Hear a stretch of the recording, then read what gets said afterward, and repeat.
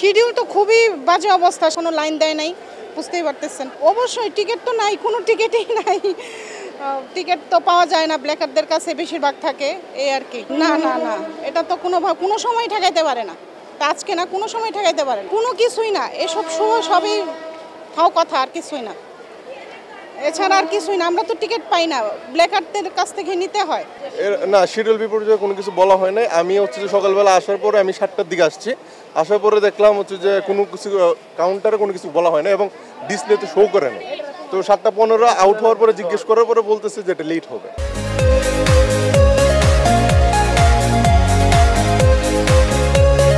কিন্তু কতক্ষণ হবে সেটা বলে নাই। কিন্তু এখন কিছুক্ষণ আগে প্রায় হচ্ছে 8:15-র দিকে হচ্ছে যে টাইম শিডিউল দিচ্ছে যে হচ্ছে 2 নাম্বার প্ল্যাটফর্মে হচ্ছে যে ট্রেন আসবে। এখন হচ্ছে যে 8:52 বাজে, এখন হচ্ছে মাত্র ট্রেনে উঠলাম। এখন কয়টার দিকে ছাড়ে, এখন কয়টায় যায় সেটা তো আসলে জানি না।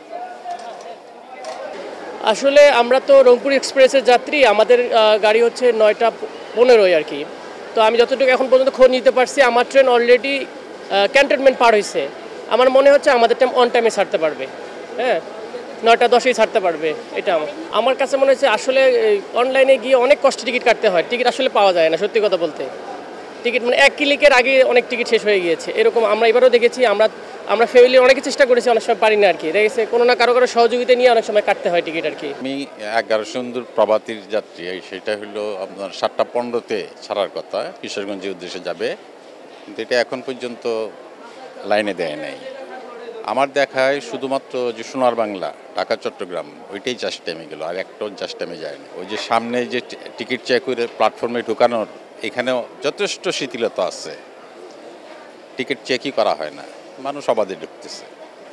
প্রথম দিনই যদি বিপর্যয় দেখা দেয়, তাহলে পরে এত রয়েই গেল। 17 তারিখের আগ পর্যন্ত যে ট্রেনগুলি যাবে প্রত্যেকগুলি শিডিউল বিপর্যয় হবে, কোনোটাই জাস্ট টাইমে যেতে পারবে না। এটাই আমার কথা আর কি।